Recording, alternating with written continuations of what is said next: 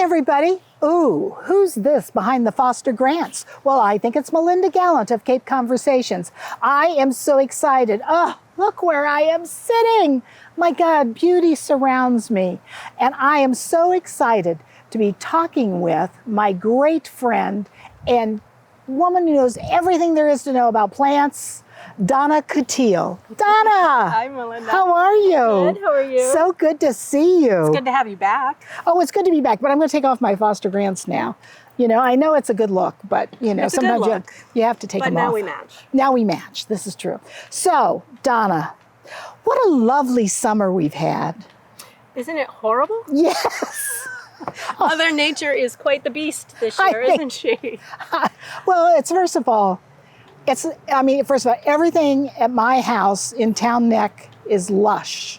And my backyard goes into the marsh, and that's lush. Yeah. And all the weeds are lush. And my flowers are beautiful, but if I don't go out every day and pull something for about 20 minutes, I'm inundated the next day. Yeah. What is this? Inundated with weeds, but the other thing that's lush too is all the mold and the fungus. Because of all the rain we've had, things aren't getting a chance to dry out. Right. So as much as the plants need the water to survive in this heat in the summer, now you're getting a lot of fungus and you're getting a lot of disease that we all have to deal with now too. It's crazy. And the humidity just continues to breed it and spread it even further. So everybody says, oh, well, this is such an unusual summer for Cape Cod. Do you think this is going to be an unusual summer, or do you think we're going to have more of these? I think July is unusual. I have a feeling that we're going to level out in August. Please, dear Lord. It doesn't mean the humidity is going to go away, but I don't think we're going to get all the rain that we've been getting in July. And the hot temperatures? Yeah, I think, it's still, I think we're still going to be in the 80s. I think it's going to be very humid, but I don't think we're going to get as much rain. That'll be good. So it'll still be sticky, but things will have a chance to dry out a little more. And that's the big thing with the fungus and the disease is that things don't have a chance to breathe. It's like suffocating the ground. It's suffocating the plants. And the only way to deter that is to give more air circulation, more heat, dry heat, sun, and a lot of things that if you can thin out some branches to give more circulation among the plants, that helps too. But other than that, there's not much we can do to fight Mother Nature right now. Well, you know, it's funny because I bought tomato plants and I buy everything here, as you well know. I'm a good customer that way. And my tomato plants, I bought one that's kind of short and it's producing. One next to it is produced one tomato, no flowers so far. And I'm not blaming you for this. And the next one has some flowers, but no fruit. Mm-hmm. And I've cut off the suckers. I've done what I know you're supposed to do. But why would that be? I fed them, I talked to them. You're beautiful tomato plants. I love you. My husband loves tomatoes. Please produce. It's stress. It's stress. It's stress from all the rain. Yeah. And the rain washes out any nutrients that are in your soil. So every time we have a hard rain, you might want to think about fertilizing. Okay. So every time we get an inch or more, that fertilizer and any nutrients that are in the soil leaches right out. So tomatoes are heavy feeders. Right. So are your hanging baskets, your annuals, your containers, heavy feeders. Now is the time for the summer that we should be fertilizing every 7 to 10 days. Okay. Whether you use Miracle Grow or Jax that's or what I Neptune's use, Harvest as a fish fertilizer, organic, slow release, you could do something like that. Yep. And then the other thing is heat. So as much as tomatoes like the summer and they need a long, hot summer to grow, they also don't like temperatures above 85 degrees. It actually slows them down. I see. So again, you can't fight Mother Nature on that. No. So what we do is we tell people to just continue to fertilize, continue to water if we don't get any So we may rain. get fruit in the fall. You'll get your fruit later. It doesn't mean they won't produce. It just means they're late. Right, It gotcha. just means they're late. As long as you're flowering, you will continue to get fruit. And one last personal question. I know you guys out there must have questions like these too. However, that said, I have a raised bed that's like a table bed, right? And it's about this thick and it's filled with dirt and everything. And I grew my garlic in it. And I got huge garlic heads this year. Fantastic garlic Excellent. heads. Well, because they like rain. Yeah, well, they got a lot of it. The rain is what makes them swell. Right. And they're, as my husband said, oh my God, these are the strongest garlics I've ever smelled. However, that said, now everything's out of it. I've harvested my garlic. So now somebody said to me, well, why don't you put lettuce in there? You could plant lettuce by seed there. Is that Yes. true? Yes. So you can reseed any lettuce, kale, spinach. You can reseed herbs if you wanted to do like dill, cilantro, parsley. That all will germinate within like 10 to 12 days, Wow. 10 to 14 days in the soil because the air temperature and the soil is already warm. Right. So these things are easily to grow and harvest as they're smaller. I see. And it's also something that you can do succession plantings. So if you wanted to plant a couple rows of your leafy greens, Yep. and then 2 weeks later plant again. So that's how people consistently Oh, that's how you grow a salad. That's how people consistently have greens Right, going through the okay. summer is they'll plant That's a couple great. rows every 2 weeks or every 3 weeks. So then there's that harvest Wow. all the season long. Well, before I leave here, I have to get lettuce seeds, so for sure. So, okay, we're sitting here at a table, and people are going, why are they sitting here at a table?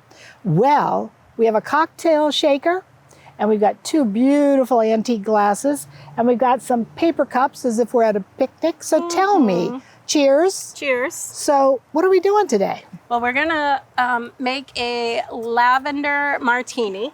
So what we do at Scenic Roots is one of our biggest promotions is to teach people how to infuse drinks, lemonades, even waters with the herbs, vegetables, and fruits that they grow. So lavender is in flower in everyone's yards right now. And who doesn't love the smell of lavender? But how many people have actually tasted lavender? Well, I have a lot I know because you do. This is one of our I'm favorite into cocktails, so this is why I'm doing lavender. it. But so we infuse a simple syrup with lavender flowers, and then we make a martini out of it.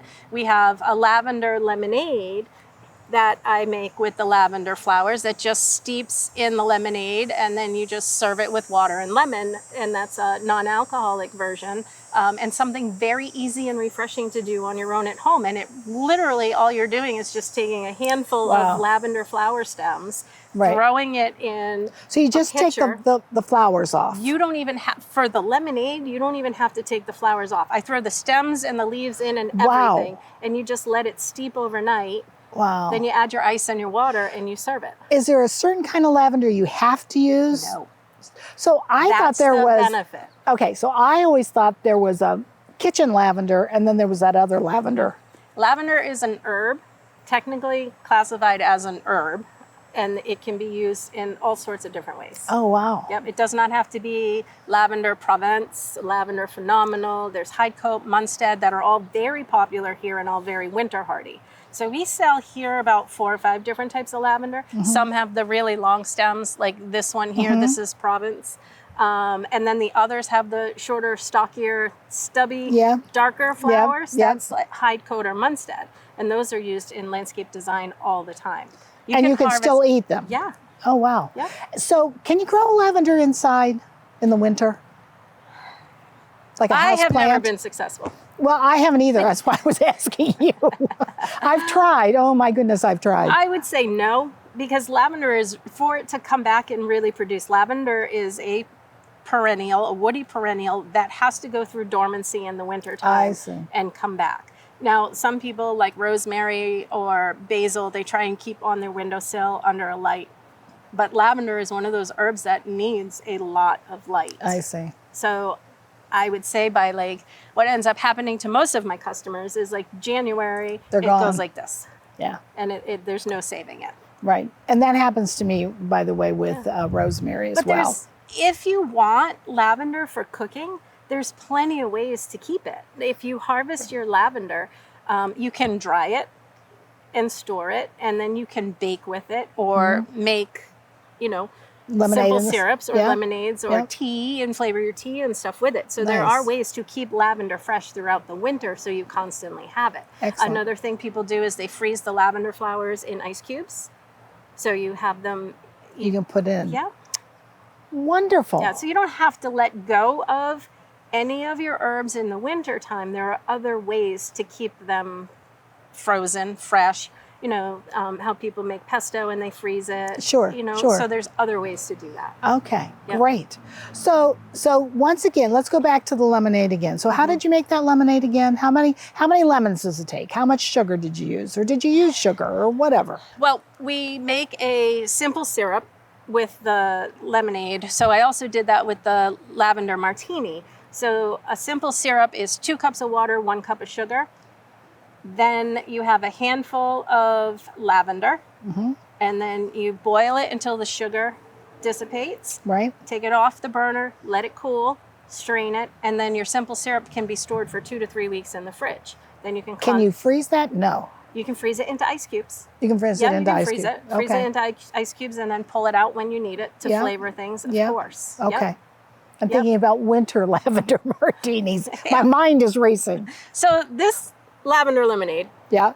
is a little bit of a cheat. So I made the simple syrup, I steeped the lavender, and then I just got a frozen concentrate of lemonade No way. and made it that way, Yeah. and then added my simple syrup. So you mean you could have folks over for afternoon tea and lemonade, buy concentrate lemonade, Yeah. put this little bit of simple syrup in Yep. it, add the lavender leaves syrup and the and the flowers, lavender. Yep. right? Yep. And then say, "Oh, I made lavender lemonade. Yeah, oh, I like or buy this." a lemonade pre-made, like Annie's Yeah, lemonade or yeah, something when it yeah, comes yeah, in yeah. a quart. Just dump it in, add some water, what a add great your idea. simple syrup, and then that's that. Oh, So, but the lavender martini, yeah. which I have for you on the other hand, so the Okay. lavender martini is 1 ounce of vodka, 1 ounce of lavender simple syrup, a squeeze of lemon juice, and you just shake over ice and serve. I see. It's very simple. Excellent. You ready? I'm always ready. Lord, am I always ready? and it's 5 o'clock somewhere. Always. So I think in Europe right now. Maybe I have a little lemon wedge. Okay, I have so my you do, ice you do already that. in the Okay. shaker. So you always use lemon. You wouldn't use lime with this. It's always lemon. lemon and lavender pair better. Okay. And so I have already divvied up my lavender simple syrup. Okay. So there are, smell that. Oops. Oh my gosh, it's heaven. I wish I had smell-o-vision. So 1 for me, 1 for her. There we go. The vodka, Oh, that's definitely good. 1 ounce for her, 1 ounce for me. And then just a squeeze of lemon juice. Yeah. And really just to cut the vodka a little bit. Yeah. Shake vigorously. Now I did taste test this again last night to make did. sure you were okay. Yeah. I'm so glad. I wish you'd have called me. I would have tried it with you. I had my daughter try it. Ah. No, I'm just kidding. You're bad. These glasses, by the way, are beautiful. They were your grandmother's? These glasses were my grandmother's, Oh, they're and I only adorable. have 2 left. Funny So how that instead happens. of bringing a big martini glass Right. sitting out here in the garden center, I thought this would be nice and dainty among the hydrangeas. That's right. Well, everybody thinks of me as being so dainty. So you can decorate a lavender martini with a sprig of lavender too, but I certainly didn't want Melinda to choke on a flower. Well, Cheers. here's to us who's like us. Darn few, and they're all dead.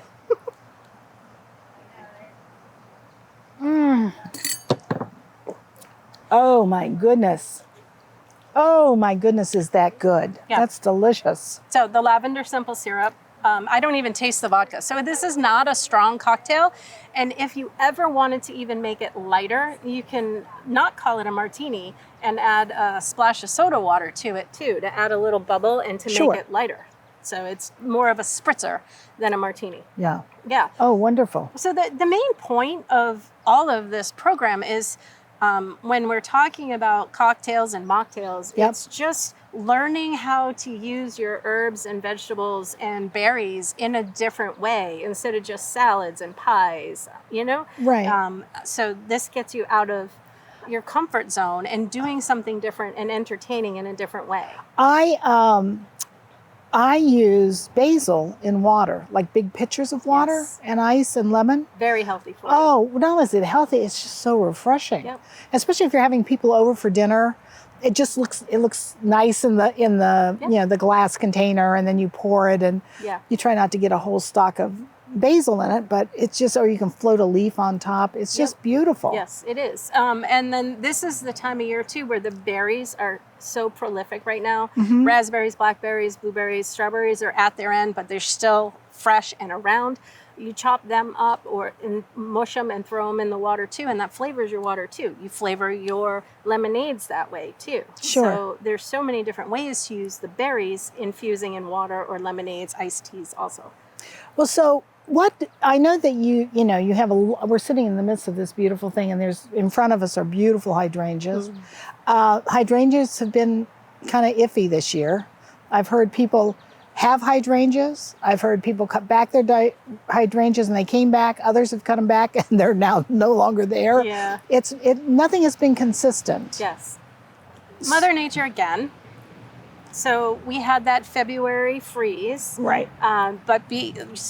We all say February freeze, but let's remember before that we had temperatures close in the high 40s and the 50s, and that started to wake up the plants. Where they started to flush buds. Then that is when we had the freeze, and it clipped all the buds that were starting to form on these plants and any new growth. So it shocked the plants and ultimately killed a lot of landscape plants. I have my top 5 that we used to write on the board this spring that were gone. Grasses. Wow. Butterfly bush. Oh yeah. Roses. Yeah. Heath and heather.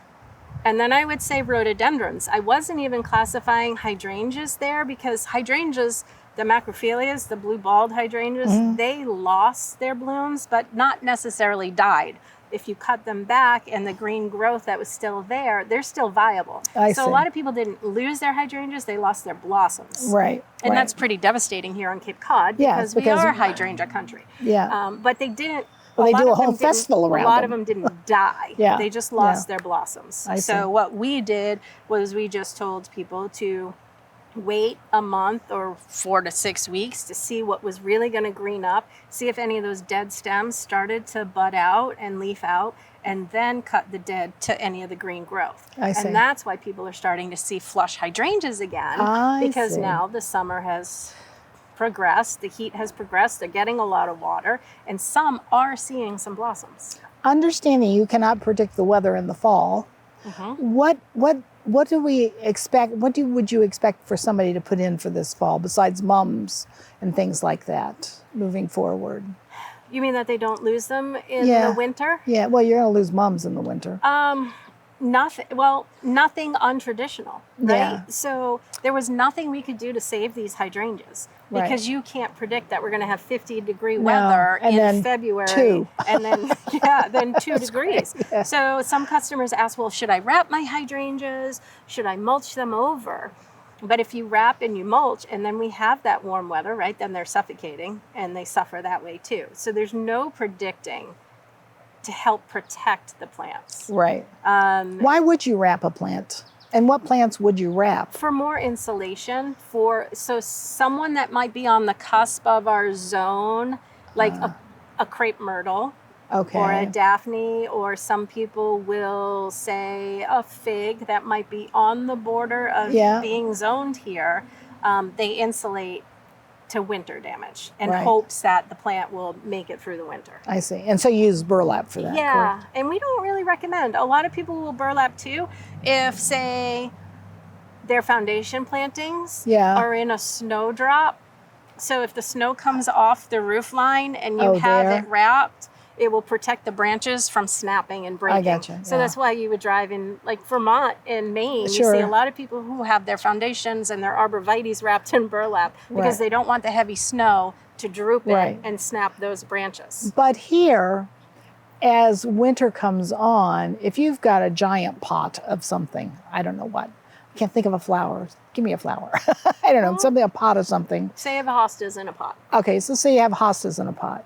Can you do something to keep it alive, or does it just depend on how the winter goes? If it's close to the house, I always heard that if it's close to the house, because all houses leak, some heat, would that help it? And it's more insulated against the wind. So what we do recommend is if you can put it in a frost pot, a frost-proof pot. Oh, I see. That helps with the temperature fluctuations. Sure. Because when you plant in a pot, typically you're supposed to go and plant something that is zoned a zone less or 2 zones less than we are. So if we're a zone 6, you want to plant something in there that's a zone 4, and that helps with the frost line, the freeze thaw, What zone are we in? freeze thaw. We're a zone 6. Oh, we are. I thought we were like 8 or 9. Some places like Mashpee, Falmouth have pockets of zone 7. So we're a 6, 7. But we sell generally plants that go all the way down to a zone 3 here on the Cape. Yeah. So that's temperatures of like negative 20 degrees. So you always want to look for a plant that that is winter hardy. So like say zone 4 that you plant in a pot. So if you can't get a frost-proof pot, the other thing that you can do is if you can move the pot, you do put it up against your house so it has some insulation. I see. Then you can put leaves and around the base, pine needles and stuff around the base to get more insulation. Inside the pot or outside the pot? You do it around the pot, and then you hope for the best. Yeah. Then you hope for the best. But again, it's like it's very hard to fight Mother Nature on a lot of these things. Yeah. Well, it's funny because I grew up on a farm, so it was a battle. Every year was a battle. It was something, Yes. whether it was soybeans or whatever. Was it corn, whatever. And you told me that in the western part of the state they're having some real issues, huh? With all the rain, you can say Vermont, New Hampshire, and then the western part of the state. Now, there's a guy with kale who has 7 acres who had to plow it over because it flooded. Oh my God. You've got somebody with corn who had to plow over 7 acres because he's got fungus because of all the moisture in the ground. So the farmers out west and in Vermont and New Hampshire are losing fields and acres of produce this year to Mother Nature. So we really shouldn't be mad at somebody or some entity because prices are high for fresh produce. It is what it is. Good point. Right? Good point. I don't think people realize it's supply and demand, people. Yeah, I mean, it's just fertilizer has gone up, labor has gone up, Right. the price of land has gone up, insurance has gone up, all those things have gone up. Right. Just as any other industry. You're paying a lot more for lumber. You're paying a lot more for the trades. You're paying a lot more for your groceries. So, flowers and produce still take all the people too. Yeah. It just is. Well, the good news is, though, you now here have a farmer's market. Yes. Which has fabulous produce. Yeah. I bought a cantaloupe here. I don't know where it came from. I have no idea. It has been so delicious. We scarfed it up like in a day and a half between every single meal, breakfast, lunch, and dinner. So you can find good produce. You're just going to have to pay for it. Yes. But the benefit is that all of our produce is coming locally. So Right. I'm driving 20 miles or I'm driving 2 miles or I'm driving 30 miles to pick it up. It's not coming from California, Mexico, Florida. Right. It's not even coming from Georgia or Carolina. Right. It's all coming from Massachusetts, And Cape that's what's Cod, important. And that's what's important to us. Yes. And don't tell anybody you carry eggs. I'm not telling anybody you carry eggs because they are the best eggs ever. Don't tell anybody. So I want to thank you for everything today, and especially for my little lavender martini. You've made my day for sure. It's 5 o'clock somewhere. That's right. I think, as I said, I think in Europe, it's really hot in Europe. Well, it is they'd be lunchtime. drinking. Yeah, almost anyway. Anyway, thank you so much, Thank Donna. you. It's a always delight. a pleasure having you here. As a customer or as a TV host, I love having her. Well, thank you. I appreciate that. welcome. It's a mutual admiration society. So anyway, thank you. Cheers. Cheers. And here's to next time. Donna Kutil at Scenic Roots. Wow. She is the owner, she is the operator, she is the landscape expert, she's the plant expert, she's everything. Oh, she was fantastic, and I appreciate all her good tips today. And I also appreciate her lovely lavender martini. Fantastic. Try it at home. Let us know if you did it and how it tasted. So I want to thank you for joining me today, and I will see you next time on another Cape Conversations.